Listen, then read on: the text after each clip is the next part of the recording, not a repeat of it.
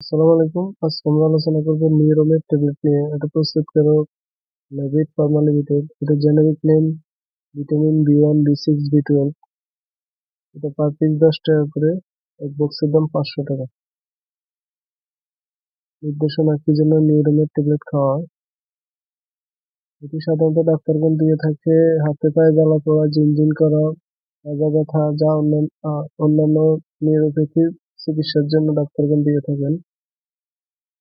এছাড়া এই ট্যাবলেটটি নিম্নলিখিত রোগের চিকিৎসার জন্য নির্দেশিত হয়: ডায়াবেটিস, অ্যালকোহলিক বা নিউরোপ্যাথির মতো যে কোনো দীর্ঘমেয়াদী neuropathy, neuritis, neuralgia, cervical syndrome, কাঁধ ও হাতের দীর্ঘমেয়াদী নিউরোপ্যাথি, লাভাঙ্গ, sciatica, myalgia, intercostal neuralgia, herpes zoster, trigeminal neuralgia, মুখ পেশির অবসাদ। উপাদান: প্রতিটি ট্যাবলেটে আছে ভিটামিন বি1 থায়ামিন মনোহাইড্রেট, ভিটামিন বি6 পাইরিডক্সিন হাইড্রোক্লোরাইড, ভিটামিন বি12 সাইনোকোবালামিন।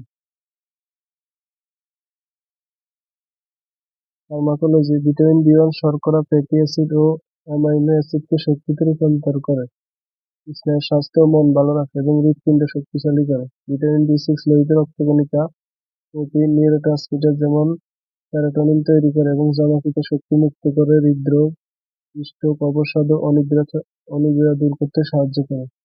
ভিটামিন বি12 কোষের প্রতিলিপি ও লোহিত রক্তকণিকা তৈরির জন্য দরকার, যা রক্তশূন্যতা, অবসাদ, স্নায়ুর ব্যথা, অসাড়তা, রক্ত জমাট বাঁধা সমস্যা ও হৃদরোগজনিত ঝুঁকি কম।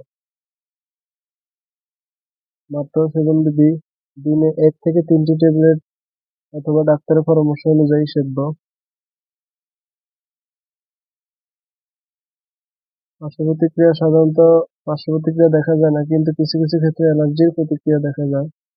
গর্ভাবস্থায় স্তন্যদানকালে মুখে খাওয়ার ট্যাবলেট অনুমোদিত, কিন্তু ইনজেকশনের ব্যবহার বেনজাইল অ্যালকোহলের উপস্থিতির কারণে অনুমোদিত নয়।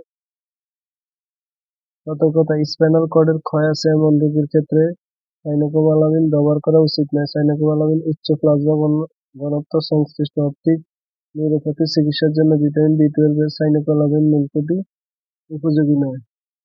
থেরাপিউটিক্যাল class specific combined vitamin preparations সংরক্ষণ: শিশুদের নাগালের বাইরে, আলো থেকে দূরে, ঠান্ডা 25 ডিগ্রি তাপমাত্রার নিচে ও শুষ্ক স্থানে রাখুন।